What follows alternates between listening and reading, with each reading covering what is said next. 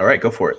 Good morning, good evening, good afternoon, everyone. It's me, the Grill Economist, coming to you live on this edition of Hanging with Harley, where Harley's going to break down a lot of things, and he doesn't need any introduction whatsoever.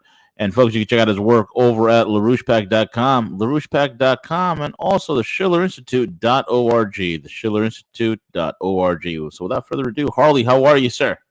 I'm doing fine, V. It's an exciting time to be alive. It most certainly is, my friend. It is most certainly is. Where do you want to begin on this exciting week? Lockdown day number 11D39. Well, I have to tell you, my spirit is not locked down, and my thinking is outside the box. So they can shut down grocery stores or bars, restaurants, sporting events, but life continues. And the good thing is that a lot of the really evil people are finding themselves in increasing hot water as the story of what was done to the Trump administration is getting out. And I Yeah. think it's quite significant that we have a situation in which the what I would call the enemies of this country are doing everything they can to commit the United States to a confrontation with China. And the people are going to have to come around to realize that if you take your advice from the mainstream media, from the Democratic and Republican parties, then you're going to end up in trouble. And I think the what we have to do is rescue President Trump from the swamp that seems to be engulfing him right now. Why is the swamp always engulfing him? Why is he always surrounded by swamp members? You have the pompous one, Pompous Pompeo. I think CJ said it best. The shadow president, literally just kind of like how Obama would follow Trump around. After Trump would go to Japan, Obama would show up and try to undo the things that Trump talked about. You Well, got Pompeo Pompeo, out there authorizing attacks on Somalia. Much more strong rhetoric on China. Like, what is this all about, Harley? well, Pompeo is a pretty big shadow. Oh yeah, Uh, I think the starting point to look at this is that the Russia Gate narrative crashed. The Ukraine Gate was never serious. The attempt to destroy the Trump presidency did not succeed, but what they did succeed at is limiting what he was trying to do. And they forced a situation where he had to use people to keep his credibility as someone who's tough on Russia, tough on China. That's why he's got some of these swamp guys around because they wouldn't let him talk to Putin. They wouldn't let him talk to Xi. They wouldn't let him talk to Kim Jong Un. And they wouldn't let him go with an infrastructure plan. So he was stuck with essentially the Bush Obama policies. Now, he did some things differently and he did some things that showed some real promise. But every time he did something like negotiate in Afghanistan or talk about pulling the troops out of Syria or spending 2 trillion on infrastructure, they'd throw another 10 obstacles in his way. So, as courageous as he's been in standing up to the deep state, he has not stood up to Wall Street yet. And I think the ultimate blackmail on him is the polls that are showing that he's now losing to Biden. The Quinnipiac poll said he's losing by 11%. oh How yeah. do you lose to a guy whose profile is that of a federal witness protection program guy hiding out in the a guy that Exactly. when he's not hiding in the basement, he can't present a coherent statement. So I think the polls are being rigged to make him desperate to think that to take on Biden, he's got to sound tough on China. To avoid the charges that the US was not prepared for the coronavirus, he's got to blame China. Look, he has the perfect foil blame Obama and Bush and Bill Clinton. They're the ones who tore down the public health system in the United States. They're the ones whose austerity destroyed the infrastructure in the United States. We just had these 2 dams collapse in Michigan. That's not Trump's fault. He's been trying to get infrastructure spending since he's been president. And Pelosi and Schumer oppose it from the Democrats, and Paul Ryan and now McConnell oppose it from the Republicans. So I think, look, to be perfectly straightforward on this, Trump has to act as the president as though he's a one-person show. Don't worry about the Congress. Don't worry about Biden. Go out and lead the country. And right now, that means we need to break with the policies of bailing out Wall Street and put credit into the physical economy.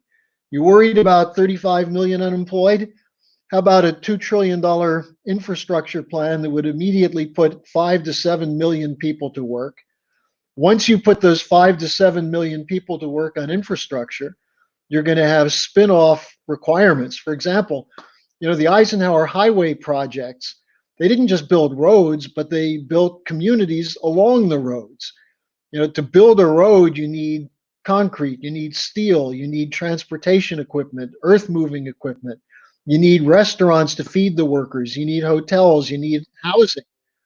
So you could create a whole series of new jobs for people who otherwise are being shut out of work. But to do it, you're going to have to override the idiot austerity mongers in both parties. And you're going to have to break with the Wall Street neoconservative war hawks. Now, in terms of his personal view, Trump has broken with them. But I think he's been thrown off by the combined effects of the economic crisis and the coronavirus. And he's choosing the wrong battlefield to fight with Biden over who's soft on China. Forget about Biden. Go out and lead the country. That's what he was doing well before. And I think it would serve him well to look at some of his campaign speeches from 2016 and recapture that mojo. Absolutely, absolutely.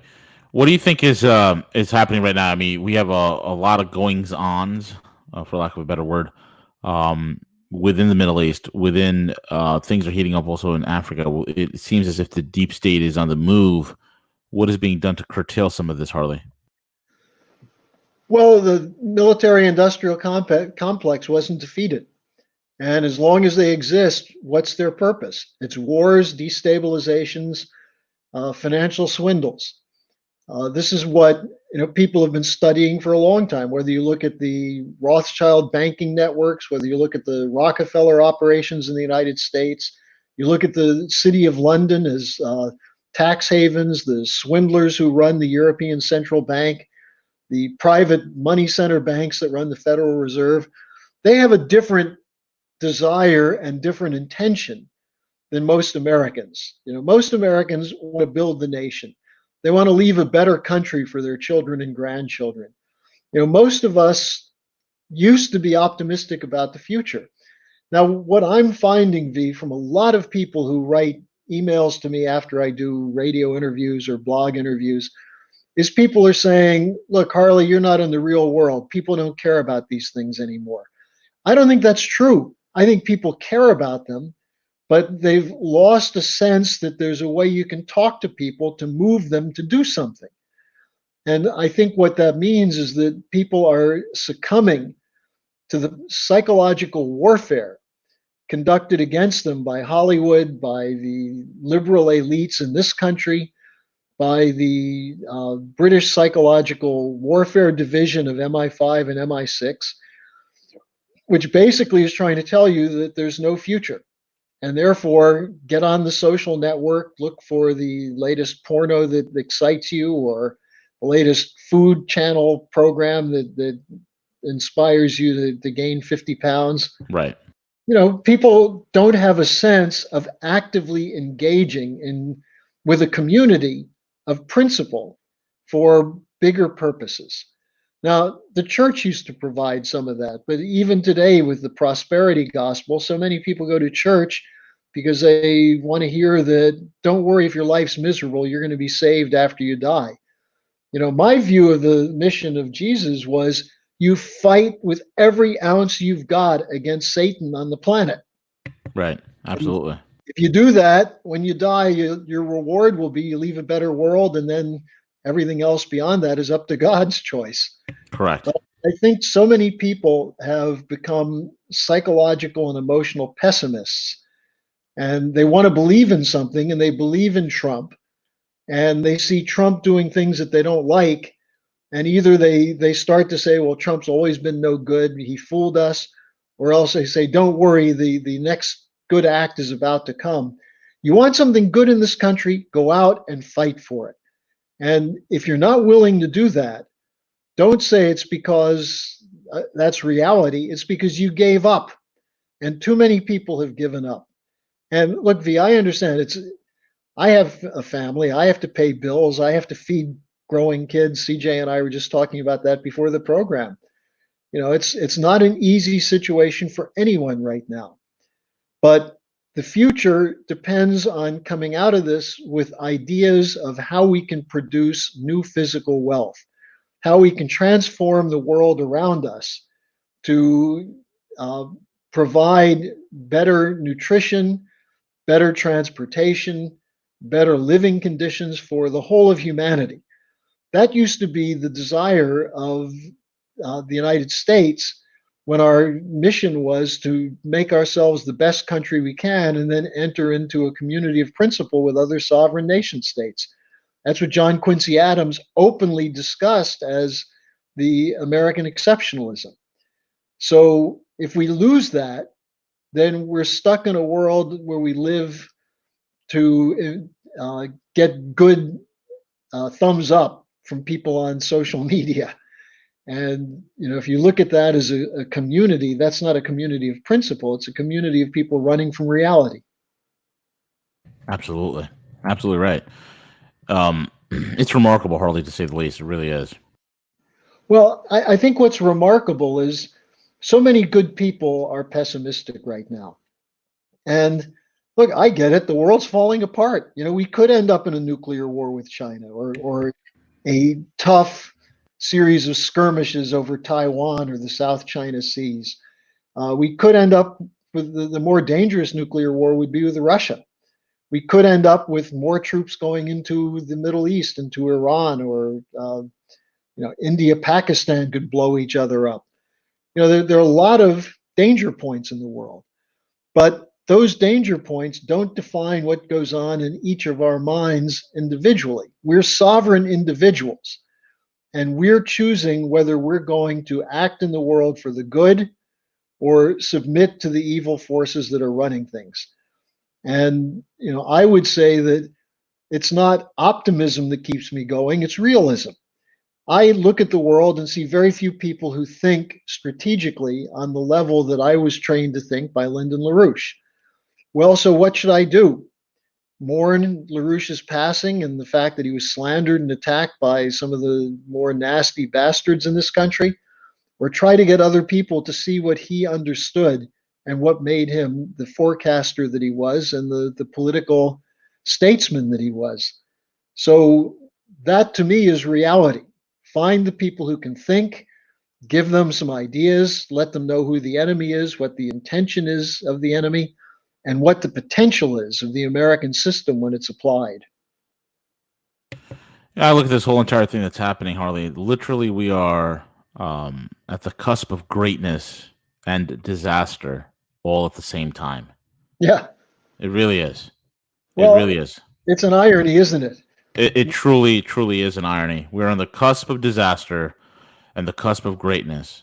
We're on the cusp of transformation and the cusp of complete degeneration. We're in the cusp of freedom, and we're on the cusp of tyranny, all at the same time. I've never seen it in any point of history where the world is teetering on the brink.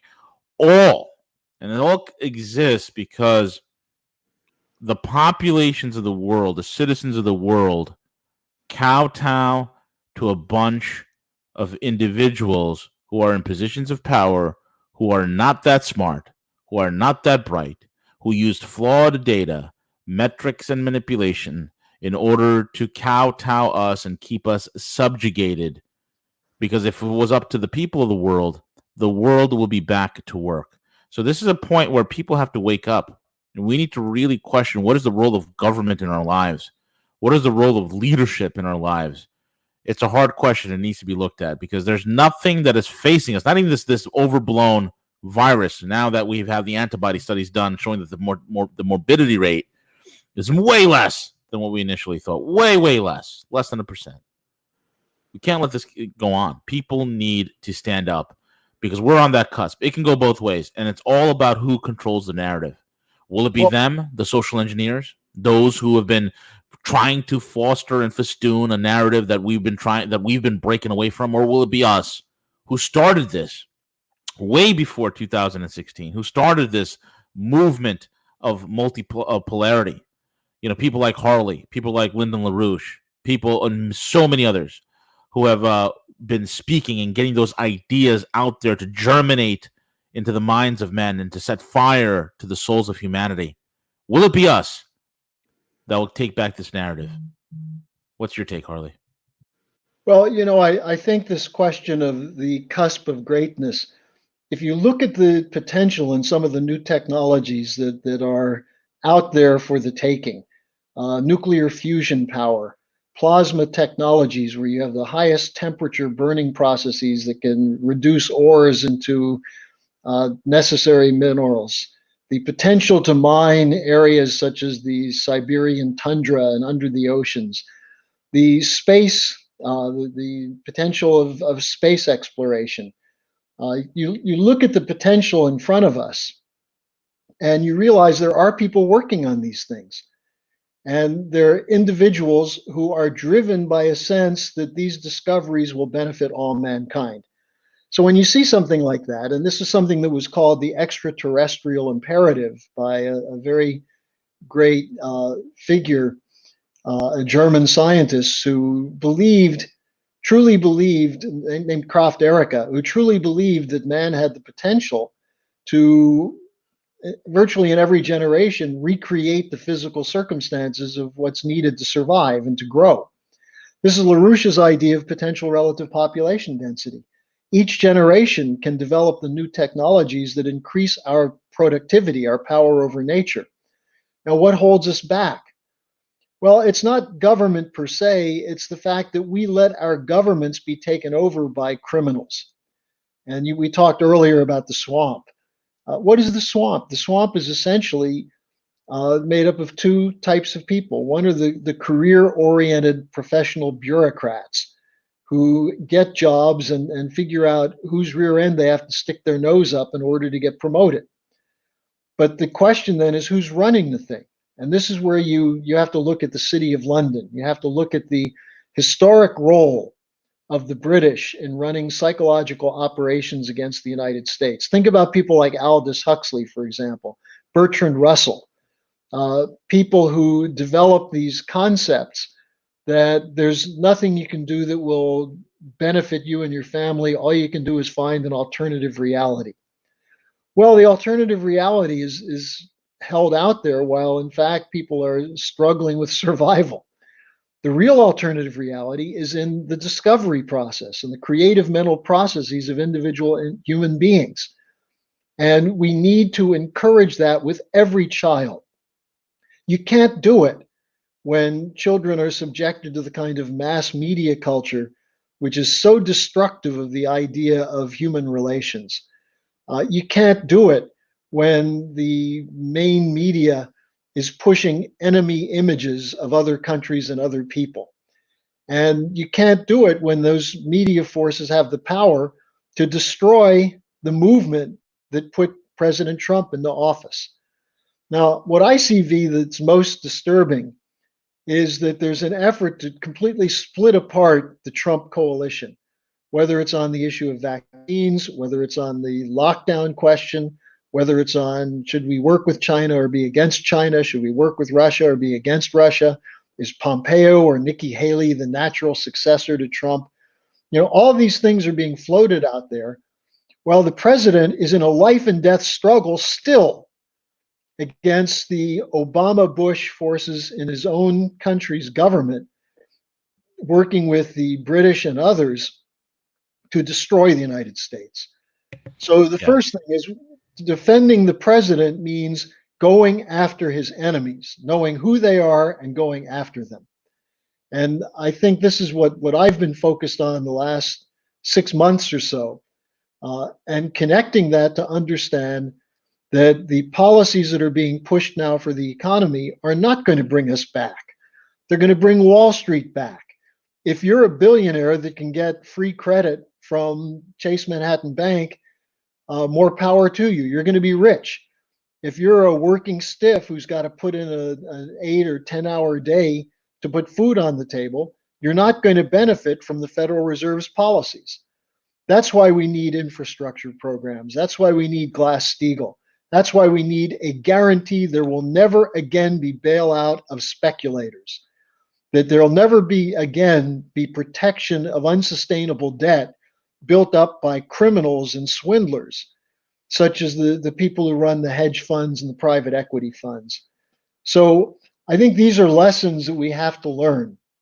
And when you talk about the cusp of greatness, we had the opportunity when President Trump came in to literally chase the money changers out of the temple. Instead, they're still guarding the temple and keeping it operating. And that's what we have to address our focus on, and not give up by saying that, well, they're still there, they must be too powerful. They're not too powerful. They're a bunch of numbskulls and idiots who only succeed to the extent that they can misdirect us. And if our population is not misdirected, we have the capacity to really throw out the money changers from the temple. Absolutely, Harley. I agree with you 100%. It doesn't surprise me at all that people like Haley, these psychopaths like Pompeo, are literally sitting there imagining life as if they were president. What would they do? And having their ego stroked. I could see it, President Pompeo, West Point grad, this, that, and the other. It is sickening, to say the least, and we have to do everything in our power and our ability to stop that from ever happening. It's not a personal thing about Pompeo. Pompeo is a tool that's being used by people who are out to destroy the country. Correct. He may sincerely believe that he's doing the right thing. I can't really imagine that he does, but he might. The problem is that he's not doing the right thing. Correct. In fact, he's undermining what President Trump tried to do with his campaign and with the first 3 years of his presidency. Right. In a sense, Pompeo is a little slicker than John Bolton, but cut from the same cloth. A war hawk who, in his case, he went to West Point. Well, what did he learn at West Point? I think he learned how to brown nose and how to get in with the right people to create a career. Yeah. And the problem is that when you're a president and you're surrounded by a permanent bureaucracy of such types, where do you go to find the people you need? And I think that's why people like Flynn were targeted, Roger Stone was targeted, Manafort was targeted. That's why Lyndon LaRouche was targeted 40 years ago, because the independent thinkers who actually have ideas about how to make these kinds of changes are the threat to the establishment. And they saw Trump as a threat, and they did everything they could to neuter him. And I don't think they've fully succeeded yet, but I really fear for him when he starts looking at these polls and taking seriously that he could possibly be 11 points behind the marble mouth imbecile hiding out in the basement in Delaware. Correct. Exactly. Somebody who's if you want to talk about the shadow president, well, Biden is the shadow president of Ukraine. He may be the shadow president of Ukraine, but I don't think he runs his own household. No. Jill has to do all the talking for him on his behalf. He's completely useless. And you look at the game that's being played. How many Democrats have heard Biden speak and realize that he can't complete a coherent sentence? Oh my God! It's this is so sad at this point. Yeah. At Absolutely. least with Trump, you know what he's saying. Yeah. You may not agree, but it's fairly clear. Yep, absolutely. So Harley, thank you. Go ahead. This is a turning point, V, and I think we have to keep our confidence and our sense of history and the pride in what we've done as a nation, and make sure that continues into the far distant future. Agreed wholeheartedly. Harley, thank you so much for joining us and sharing this amazing information with us. And folks, once again, you can find him over at LaRouchePack.com. and the SchillerInstitute.org. Subscribe, like, comment, and share. Thank you all for listening in. CJ, take it away.